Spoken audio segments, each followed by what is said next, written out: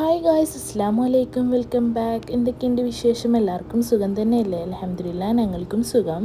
ഞാനിവിടെ വന്നിട്ടുള്ളത് നല്ലൊരു സ്നാക്ക് റെസിപ്പിയുമായിട്ടാണ്. നമുക്ക് മാസങ്ങളോളം സൂക്ഷിക്കാവുന്ന ഒരു അടിപൊളി സ്നാക്കാണ്. ഇങ്ങനെ ഉണ്ടാക്കി നല്ലൊരു എയർ ടൈറ്റ് ആയിട്ടുള്ള പാത്രത്തിൽ സൂക്ഷിക്കാവുന്നതാണ്. മക്കൾ സ്കൂളൊക്കെ വിട്ടു വരുമ്പോഴേക്കും ചായക്ക് കടിയായി കൊടുക്കാൻ പറ്റിയൊരു അടിപൊളി സ്നാക്കാണ്. കുട്ടികൾക്ക് ബേക്കറിയിൽ നിന്ന് വാങ്ങിക്കൊടുക്കുന്നതിനേക്കാൾ നല്ലത് ഇങ്ങനെ ആക്കി കൊടുക്കുന്നതല്ലേ. അവർ നല്ല ഇഷ്ടത്തോടെ കഴിക്കുകയും ചെയ്യും.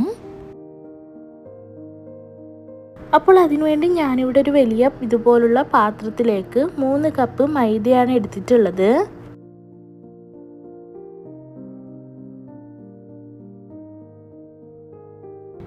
ശേഷം ഇതിലേക്ക് ആവശ്യത്തിനുള്ള ഉപ്പിട്ട് കൊടുക്കുന്നുണ്ട്.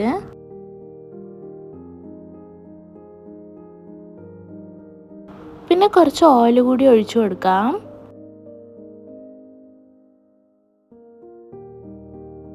ഇനി എല്ലാം കൂടി നല്ലതുപോലെ മിക്സാക്കി കൊടുക്കാം.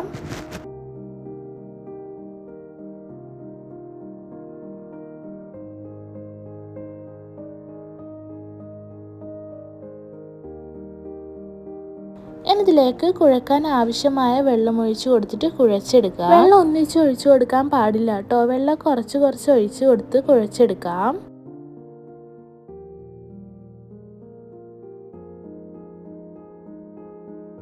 നമ്മൾ ചപ്പാത്തിക്കെല്ലാം കുഴച്ചെടുക്കൂല, അതുപോലെ കുഴച്ചെടുക്കാം. നല്ല സോഫ്റ്റ് ആയിട്ട് തന്നെ കുഴച്ചെടുക്കണം.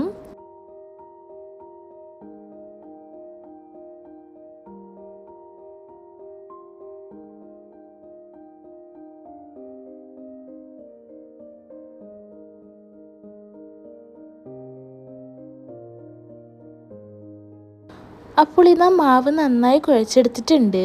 ഇനി ഇതിന് മുകളിലായി കുറച്ച് ഓയിൽ തടവി കൊടുക്കുന്നുണ്ട്. ശേഷം ഇത് മൂടി വെച്ച് അരമണിക്കൂർ റെസ്റ്റ് ചെയ്യാൻ വേണ്ടി വെക്കാം.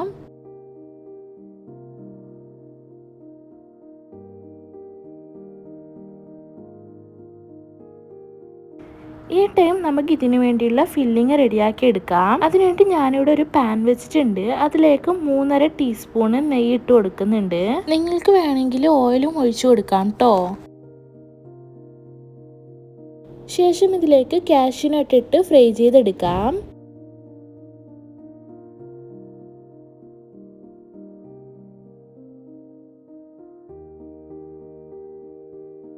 ഇതൊന്ന് ഫ്രൈ ആയി വന്നാൽ ഇതിലേക്ക് 1/2 കപ്പ് റൈസിൻസ് ഇട്ട് കൊടുക്കുന്നുണ്ട്.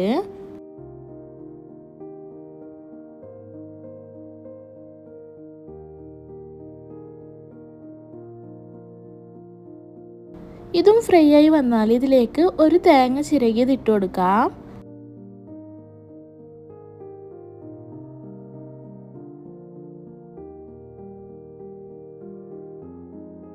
ഇനി ഇതൊന്ന് നല്ലതുപോലെ മിക്സാക്കി എടുത്തതിന് ശേഷം ഇതിലേക്ക് 1 കപ്പ് പഞ്ചസാര ഇട്ട് കൊടുക്കാം.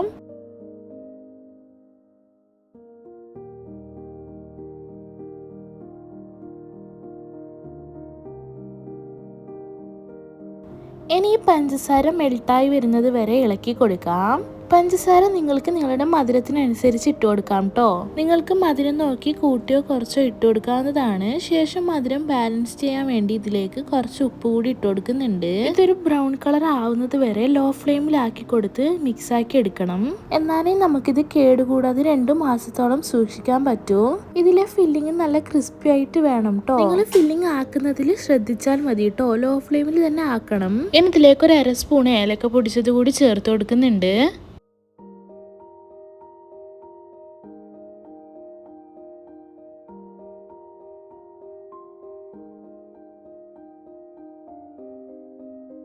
അപ്പോൾ ഇതാ ഫില്ലിങ് ഇവിടെ റെഡി ആയിട്ടുണ്ട്. ഇനി ഫ്ലെയിം ഓഫ് ചെയ്യാം.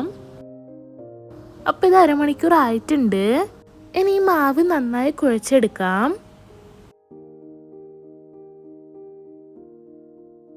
ശേഷം നമുക്ക് ഇതുപോലെ ബോൾസ് ആക്കി എടുക്കണം.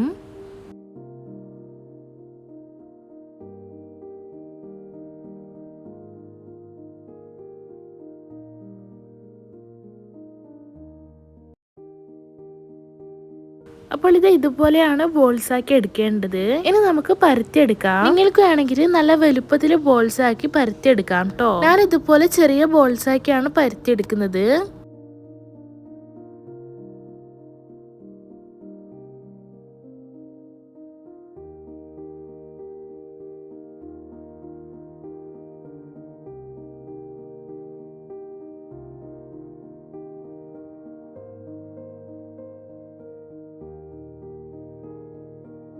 ഇനി ഇതുപോലുള്ള ഒരു ലിഡ് വെച്ചിട്ടോ അല്ലെങ്കിൽ ബിസ്ക്കറ്റ് കട്ടർ ഉപയോഗിച്ചോ മുറിച്ചെടുക്കാവുന്നതാണ്. ഈ ഒരു വലുപ്പത്തിലുള്ളത് തന്നെ എടുക്കാൻ ശ്രദ്ധിക്കണം.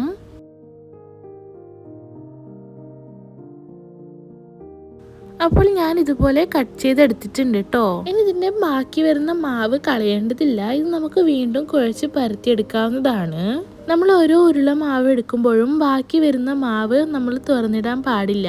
അത് മൂടി വെക്കാൻ പ്രത്യേകം ശ്രദ്ധിക്കണം. അത് തുറന്നിട്ട് വെച്ചാല് മാവ് ഡ്രൈ ആയി പോകും. പിന്നെ നമ്മൾ വിചാരിച്ചതുപോലെ നമുക്ക് പരത്തിയെടുക്കാൻ പറ്റില്ല. മുറിച്ചിട്ട് ബാക്കി വരുന്ന മാവും അതിൽ തന്നെ ഇട്ട് മൂടി വെക്കാൻ ശ്രദ്ധിക്കണം. അതെനിക്ക് വീഡിയോയിൽ കാണിക്കാൻ വിട്ടുപോയതാണ്. ഞാനിവിടെ ചെറിയ ബോൾസ് ആക്കി പരത്തിയെടുത്തത് കൊണ്ടാണ്. വലിയ ബോളാക്കി പരത്തിയെടുത്താൽ നമുക്ക് പെട്ടെന്ന് തന്നെ ആക്കിയെടുക്കാൻ പറ്റും. ചെറിയ ബോൾ 5 ആക്കുന്നത് കുറച്ചുകൂടി വലുതാക്കി പരത്തിയാൽ നമുക്ക് 10 ആക്കിയെടുക്കാൻ പറ്റും. ഞാനിവിടെ നിങ്ങൾക്ക് കാണിക്കാൻ വേണ്ടി ഇങ്ങനെ ചെറുതാക്കി എടുത്തതാണ്. ബാക്കിയുള്ളതെല്ലാം വലുതാക്കി പരത്തി പെട്ടെന്ന് തന്നെ ആക്കിയെടുത്തിട്ടുണ്ടായിരുന്നു. ഇനി നമുക്ക് ഈ പരത്തിയെടുത്തതിൽ നിന്ന് ഒന്നെടുത്ത് അതിലേക്ക് തേങ്ങയുടെ ഫില്ലിങ് വെച്ച് കൊടുക്കാം. എന്നിട്ട് ഇതുപോലെ മടക്കിയെടുക്കാം. എല്ലാ ഭാഗവും നന്നായി ഒട്ടിച്ചു കൊടുക്കണം കേട്ടോ. എന്നിട്ട് ഇതുപോലെ കൈ കൊണ്ട് തന്നെ പിരിച്ചെടുക്കാം. ഇങ്ങനെ വീഡിയോയിൽ കാണുന്നത് പോലെ ചെയ്താൽ മതി കേട്ടോ.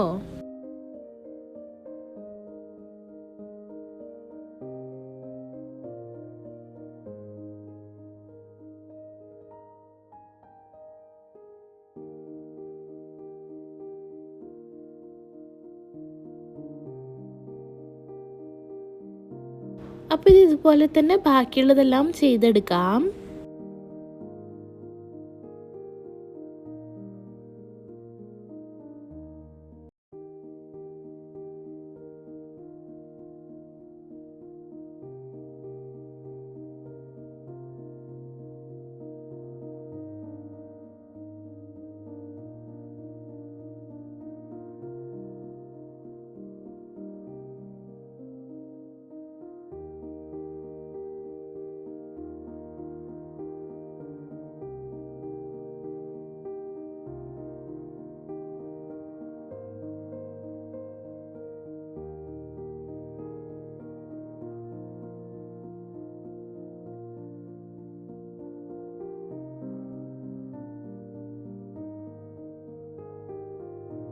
പിരിയിടാൻ അറിയാത്തവരുണ്ടെങ്കിൽ ഇതുപോലുള്ള മോൾഡ് ഉപയോഗിച്ച് ചെയ്തെടുക്കാവുന്നതാണ്.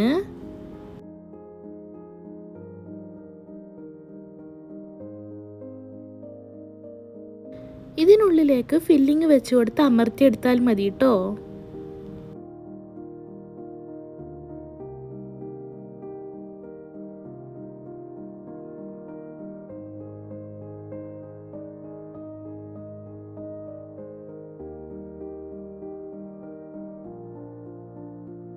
ഇതാ ഇതുപോലെയാണ് ചെയ്തെടുക്കേണ്ടത്.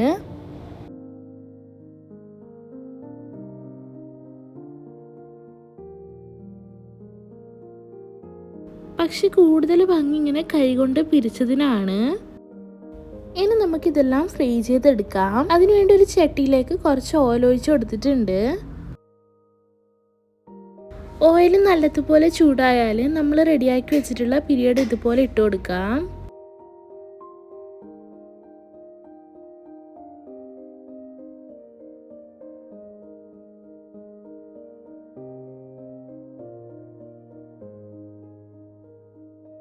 എന്നിട്ട് മീഡിയം ഫ്ലെയിമിലാക്കി തിരിച്ചും മറിച്ചും ഇട്ടിട്ട് ഗോൾഡൻ ബ്രൗൺ കളർ ആവുന്നത് വരെ ഫ്രൈ ചെയ്തെടുക്കാം. ചെറിയ തീയിലാക്കി ഫ്രൈ ചെയ്തെടുക്കാം. എന്നാലും നല്ല ക്രിസ്പിയായി കിട്ടുകയുള്ളൂ. തീ കൂട്ടി വെച്ച് കഴിഞ്ഞാൽ പെട്ടെന്ന് റെഡിയായി കിട്ടും. പക്ഷെ പിന്നീട് അത് സോഫ്റ്റ് പോലെ ആവും. അതുകൊണ്ട് ഫ്രൈ ചെയ്യുമ്പോൾ ലോ ഫ്ലെയിമിലിട്ട് 3-4 പ്രാവശ്യം തിരിച്ചും മറിച്ചും ഇട്ട് കൊടുത്ത് ഫ്രൈ ചെയ്തെടുക്കണം. ഇത് പ്രത്യേകം ശ്രദ്ധിച്ച് ചെയ്യണം കേട്ടോ.